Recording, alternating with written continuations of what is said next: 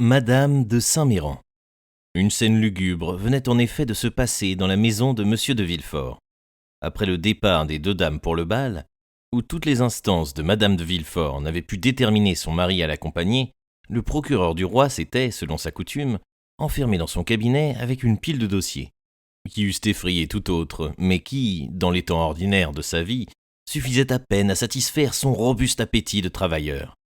Mais cette fois, les dossiers étaient chose de forme. Villefort ne s'enfermait point pour travailler, mais pour réfléchir.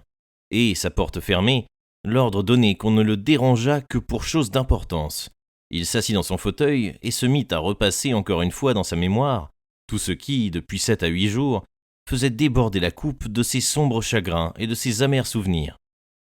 Alors, au lieu d'attaquer les dossiers entassés devant lui, il ouvrit un tiroir de son bureau, fit jouer un secret et tira la liasse de ses notes personnelles, manuscrits précieux, parmi lesquels il avait classé et étiqueté, avec des chiffres connus de lui seul, les noms de tous ceux qui, dans sa carrière politique, dans ses affaires d'argent, dans ses poursuites de barreau ou dans ses mystérieuses amours, étaient devenus ses ennemis. Le nombre en était si formidable aujourd'hui qu'il avait commencé à trembler, et cependant tous ces noms, si puissants et si formidables qu'ils fussent, l'avaient fait bien des fois sourire, comme sourit le voyageur qui, du fait culminant de la montagne, regarde à ses pieds les pics aigus, les chemins impraticables et les arêtes des précipices près desquels il a, pour arriver, si longtemps et si péniblement rampé. Quand il eut bien repassé tous ces noms dans sa mémoire, quand il les eut bien relus, bien étudiés, bien commentés sur ses listes, il secoua la tête. « Non, murmura-t-il, aucun de ses ennemis n'aurait attendu patiemment et laborieusement jusqu'au jour où nous sommes pour venir m'écraser, maintenant avec ce secret. Quelquefois, comme dit Hamlet, le bruit des choses les plus profondément enfoncées sort de la terre, et, comme les feux du phosphore, court follement dans l'air. Mais ce sont des flammes qui éclairent un moment pour égarer. L'histoire aura été racontée par le Corse à quelque prêtre, qui l'aura racontée à son tour. Monsieur Monte Cristo l'aura su, et pour s'éclaircir... Mais à quoi bon s'éclaircir, reprenait Villefort après un instant de réflexion. Quel intérêt, monsieur de Monte Cristo, monsieur Zaccone, fils d'un armateur de Malte, exploiteur d'une mine d'argent en Thessalie, venant pour la première fois en France, a-t-il de s'éclaircir d'un fait sombre, mystérieux et inutile comme celui-là? Au milieu des renseignements incohérents qui m'ont été donnés par cet abbé Busoni et par ce lord Wilmore, par cet ami et par cet ennemi, une seule chose ressort claire, précise, patente à mes yeux. C'est que dans aucun temps, dans aucun cas, dans aucune circonstance, il ne peut y avoir eu le moindre contact entre moi et lui. Mais Villefort se disait ces paroles, sans croire lui-même à ce qu'il disait. Le plus terrible pour lui n'était pas encore la révélation, car il pouvait nier, ou même répondre. Il s'inquiétait peu de ce Manet, Thecel, Pharès, qui apparaissait tout à coup, en lettres de sang sur la muraille. Mais ce qui l'inquiétait, c'était de connaître le corps, auquel appartenait la main qui les avait tracés. Au moment où il essayait de se rassurer lui-même, et où, au lieu de cet avenir politique que, dans ses rêves d'ambition, il avait entrevu quelquefois, il se composait, dans la crainte d'éveiller cet ennemi endormi depuis si longtemps, un avenir restreint aux joies du foyer, un bruit de voiture retentit dans la cour. Puis il entendit dans son escalier la marche d'une personne âgée, puis des sanglots et des hélas, comme les domestiques en trouvent, lorsqu'ils veulent devenir intéressants par la douleur de leur maître. Il se hâta de tirer le verrou de son cabinet, et bientôt, sans être annoncé, une vieille dame entra, son châle sur le bras et son chapeau à la main. Ses cheveux blanchis découvraient un front mat comme l'ivoire jauni, et ses yeux, à l'angle desquels l'âge avait creusé des rides profondes, disparaissaient presque sous le gonflement des pleurs. « Oh, monsieur, dit-elle, ah, monsieur, quel malheur! Moi aussi j'en mourrais, oh oui, bien certainement j'en mourrais. » Et, tombant sur le fauteuil le plus proche de la porte, elle éclata en sanglots. Les domestiques, debout sur le seuil, et n'osant aller plus loin, regardaient le vieux serviteur de Noirtier, qui, ayant entendu ce bruit de la chambre de son maître, était accouru aussi, et se tenait derrière les autres. Villefort se leva et courut à sa belle-mère, car c'était elle-même. « Eh mon Dieu, madame, demanda-t-il, que s'est-il passé? Qui vous bouleverse ainsi? Et monsieur de Saint-Méran ne vous accompagne-t-il pas ?»« Monsieur de Saint-Méran est mort, » dit la vieille marquise, sans préambule, sans expression, et avec une sorte de stupeur. Villefort recula d'un pas et frappa ses mains l'une contre l'autre. « Mort, balbutia-t-il, mort ainsi, subitement ?» Il y a 8 jours, continua madame de Saint-Méran, nous montâmes ensemble, en voiture après dîner. Monsieur de Saint-Méran était souffrant depuis quelques jours. Cependant, l'idée de revoir notre chère Valentine le rendait courageux, et malgré ses douleurs, il avait voulu partir lorsque, à 6 lieues de Marseille, il fut pris, après avoir mangé ses pastilles habituelles, d'un sommeil si profond qu'il ne me semblait pas naturel. Cependant, j'hésitais à le réveiller. Quand il me sembla que son visage rougissait et que les veines de ses tempes battaient plus violemment que d'habitude, mais cependant, comme la nuit était venue et que je ne voyais plus rien, je le laissai dormir. Bientôt, il poussa un cri sourd et déchirant, comme celui d'un homme qui souffre en rêve, et renversa d'un brusque mouvement sa tête en arrière. J'appelai le valet de chambre, je fis arrêter le postillon, j'appelai monsieur de Saint-Méran, je lui fis respirer mon flacon de sel, tout était fini, il était mort. Et ce fut côte à côte avec son cadavre que j'arrivai à Aix. Villefort demeurait stupéfait et la bouche béante. Et vous appelâtes un médecin, sans doute? À l'instant même, mais comme je vous l'ai dit, il était trop tard. Sans doute, mais au moins pouvait-il reconnaître de quelle maladie le pauvre marquis était mort? Mon Dieu, oui, monsieur, il me l'a dit. Il paraît que c'est une apoplexie foudroyante. Et que fîtes-vous alors? Monsieur de Saint-Méran avait toujours dit que s'il mourait loin de Paris, il désirait que son corps fût ramené dans le caveau de famille. Je l'ai fait mettre dans un cercueil de plomb et je le précède de quelques jours. Oh mon Dieu, pauvre mère, dit Villefort, de pareils soins après un pareil coup et à votre âge. Dieu m'a donné la force jusqu'au bout. D'ailleurs, ce cher marquis, il eût certes fait pour moi ce que j'ai fait pour lui. Il est vrai que depuis que je l'ai quitté là-bas, je crois que je suis folle, je ne peux plus pleurer. Il est vrai qu'on dit qu'à mon âge, on n'a plus de larmes, cependant il me semble que tant qu'on souffre, on devrait pouvoir pleurer. Où est Valentine, monsieur? C'est pour elle que nous revenions, je veux voir Valentine. Villefort pensa qu'il serait affreux de répondre que Valentine était au bal. Il dit seulement à la marquise que sa petite fille était sortie avec sa belle-mère et qu'on allait la prévenir. À l'instant même, monsieur, à l'instant même, je vous en supplie, dit la vieille dame. Villefort mit sous son bras le bras de madame de Saint-Méran et la conduisit à son appartement. Prenez du repos, dit-il, ma mère. La marquise leva la tête à ce mot, et voyant cet homme qui lui rappelait cette fille tant regrettée, qui revivait pour elle dans Valentine, elle se sentit frappée par ce mot de mère, se mit à fondre en larmes et tomba à genoux dans un fauteuil où elle ensevelit sa tête vénérable. Villefort la recommanda aux soins des femmes, tandis que le vieux Barrois remontait tout effacé chez son maître, car rien n'effraie tant les vieillards que lorsque la mort quitte un instant leur côté pour aller frapper un autre vieillard. Puis, tandis que madame de Saint-Méran, toujours agenouillée, priait du fond du cœur, il envoya chercher une voiture de place et vint lui-même prendre chez madame de Morcerf sa femme et sa fille pour les ramener à la maison. Il était si pâle lorsqu'il parut à la porte du salon que Valentine courut à lui en s'écriant « Oh mon père, il est arrivé quelque malheur !»« Votre bonne maman vient d'arriver, Valentine, dit monsieur de Villefort. »« Et mon grand-père » demanda la jeune fille toute tremblotante. Monsieur de Villefort ne répondit qu'en offrant son bras à sa fille. Il était temps. Valentine, saisie d'un vertige, chancela. Madame de Villefort se hâta de la soutenir et aida son mari à l'entraîner vers la voiture en disant « Voilà qui est étrange, qui aurait pu se douter de cela? Oh oui, voilà qui est étrange !» Et toute cette famille désolée s'enfuit ainsi, jetant sa tristesse comme un crêpe noir sur le reste de la soirée. Au bas de l'escalier, Valentine trouva Barrois qui l'attendait. « Monsieur Noirtier désire vous voir ce soir, dit-il tout bas. »« Dites-lui que j'irai, en sortant de chez ma bonne grand-mère, dit Valentine. » Dans la délicatesse de son âme, la jeune fille avait compris que celle qui avait surtout besoin d'elle à cette heure, c'était madame de Saint-Méran. Valentine trouva son aïeul au lit, muette caresse, gonflement si douloureux du corps, soupirs entrecoupés, larmes brûlantes. Voilà quels furent les seuls détails racontables de cette entrevue, à laquelle assistait, au bras de son mari, madame de Villefort, pleine de respect apparent, du moins, pour la pauvre veuve. Au bout d'un instant, elle se pencha à l'oreille de son mari. « Avec votre permission, dit-elle, mieux vaut que je me retire, car ma vue paraît affliger encore votre belle-mère. » Madame de Saint-Méran l'entendit. « Oui, oui, dit-elle à l'oreille de Valentine, qu'elle s'en aille, mais reste, toi, reste. » Madame de Villefort sortit, et Valentine demeura seule près du lit de son aïeul. Car le procureur du roi, consterné de cette mort imprévue, suivit sa femme. Cependant, Barrois était remonté la première fois près du vieux Noirtier. Celui-ci avait entendu tout le bruit qui se faisait dans la maison, et il avait envoyé, comme nous l'avons dit, le vieux serviteur s'informer. À son retour, Cet œil si vivant et surtout si intelligent interrogea le messager. « Hélas, monsieur, dit Barrois, un grand malheur est arrivé, madame de Saint-Méran est arrivée, et son mari est mort. » Monsieur de Saint-Méran et Noirtier n'avaient jamais été liés d'une bien profonde amitié. Cependant, on sait l'effet que fait toujours sur un vieillard l'annonce de la mort d'un autre vieillard. Noirtier laissa tomber sa tête sur sa poitrine, comme un homme accablé ou comme un homme qui pense, puis il ferma un seul œil. « Mademoiselle Valentine, dit Barrois. » Noirtier fit signe que oui.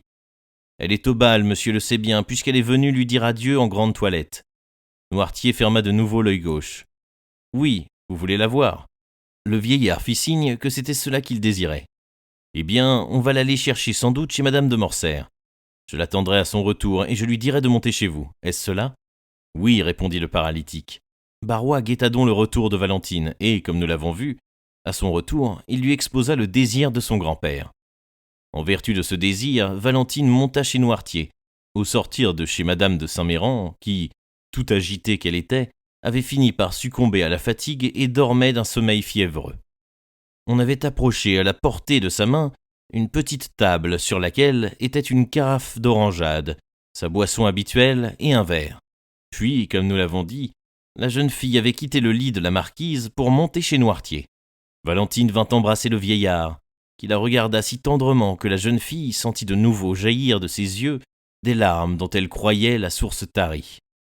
Le vieillard insistait avec son regard. « Oui, oui, dit Valentine, tu veux dire que j'ai toujours un bon grand-père, n'est-ce pas ?»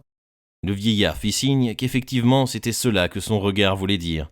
« Hélas, heureusement, reprit Valentine, sans cela, que deviendrais-je, mon Dieu ?» Il était 1h du matin. Barrois, qui avait envie de se coucher lui-même, fit observer qu'après une soirée aussi douloureuse, tout le monde avait besoin de repos. Le vieillard ne voulut pas dire que son repos, à lui, c'était de voir son enfant. Il congédia Valentine, à qui effectivement la douleur et la fatigue donnaient un air souffrant. Le lendemain, en entrant chez sa mère, Valentine trouva celle-ci au lit. La fièvre ne s'était point calmée, au contraire. Un feu sombre brillait dans les yeux de la marquise, et elle paraissait en proie à une violente irritation nerveuse. « Oh mon Dieu, bonne maman, souffrez-vous davantage ?» s'écria Valentine en apercevant tous ces symptômes d'agitation. « Non, ma fille, non, dit madame de Saint-Méran. Mais j'attendais avec impatience que tu fusses arrivée pour envoyer chercher ton père. »« Mon père ?» demanda Valentine inquiète. « Oui, je veux lui parler. » Valentine n'osa point s'opposer au désir de son aïeul, dont d'ailleurs elle ignorait la cause, et un instant après, Villefort entra. « Monsieur, dit madame de Saint-Méran, sans employer aucune circonlocution, et comme si elle eût paru craindre que le temps lui manquât. « Il est question, m'avez-vous écrit, d'un mariage pour cet enfant ?»« Oui, madame, répondit Villefort. C'est même plus qu'un projet, c'est une convention. »« Votre gendre s'appelle monsieur Franz d'Épinay ?»« Oui, madame.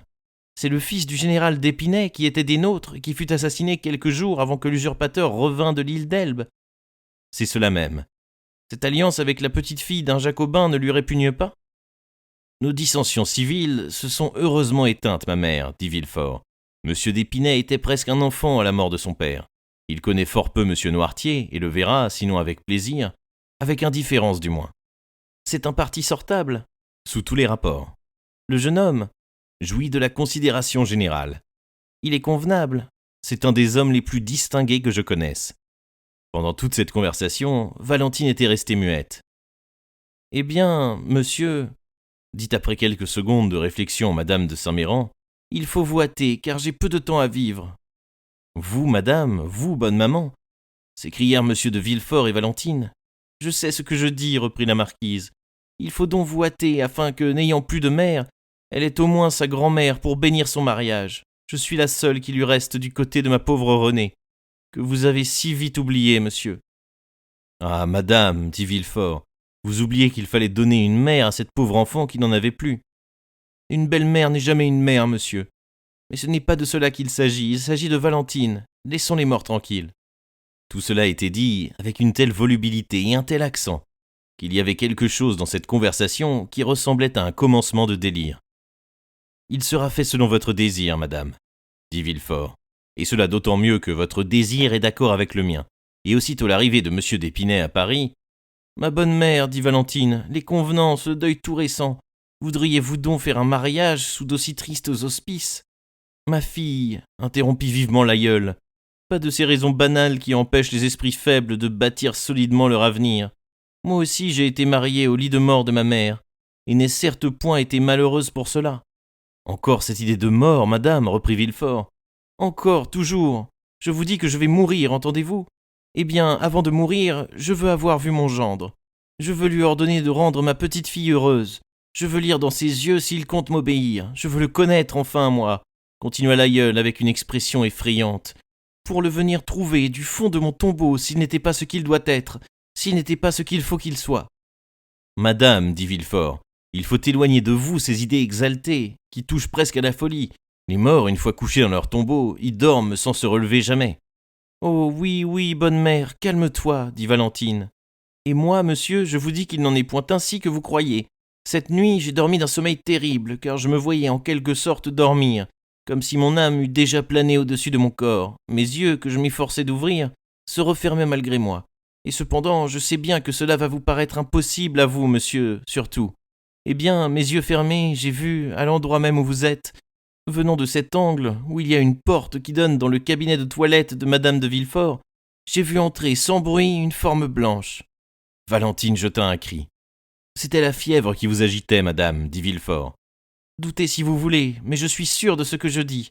J'ai vu une forme blanche, et comme si Dieu eût craint que je récusasse le témoignage d'un seul de mes sens, j'ai entendu remuer mon verre. Tenez, tenez, celui-là même qui est ici, là, sur la table.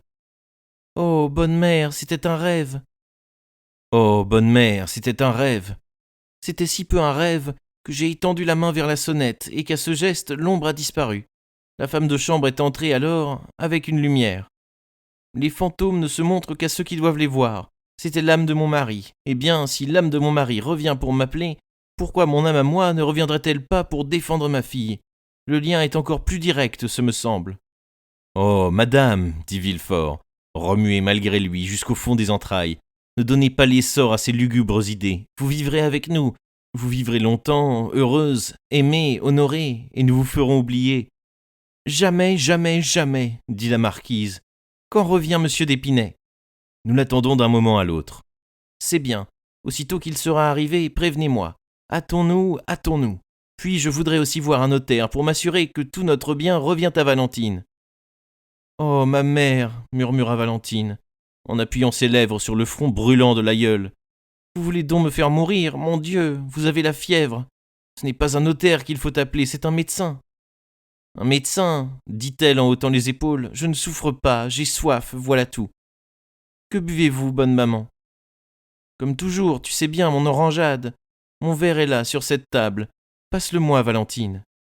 Valentine versa l'orangeade de la carafe dans le verre, et le prit avec un certain effroi pour le donner à sa grand-mère, car c'était ce même verre qui, prétendait-elle, avait été touché par l'ombre.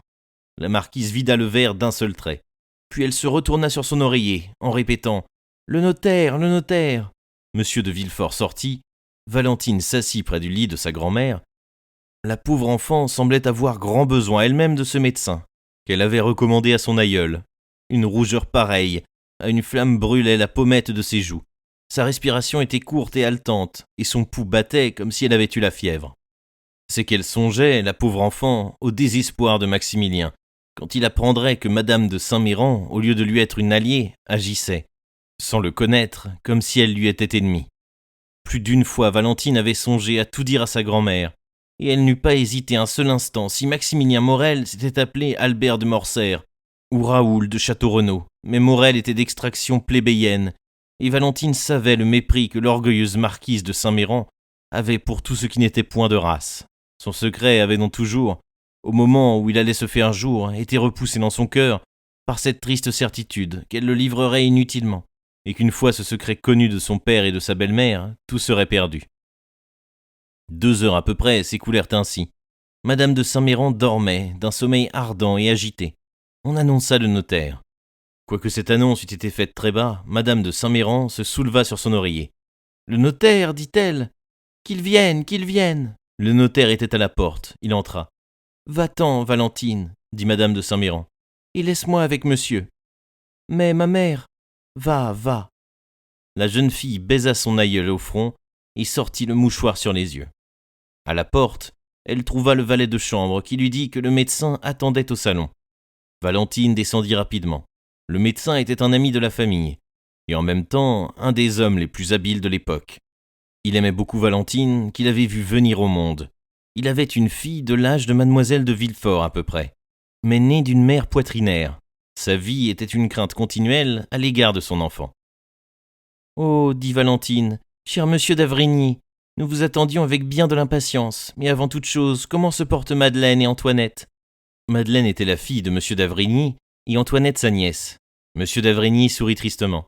« Très bien, Antoinette, dit-il. Assez bien, Madeleine. Mais vous m'avez envoyé chercher, cher enfant, dit-il.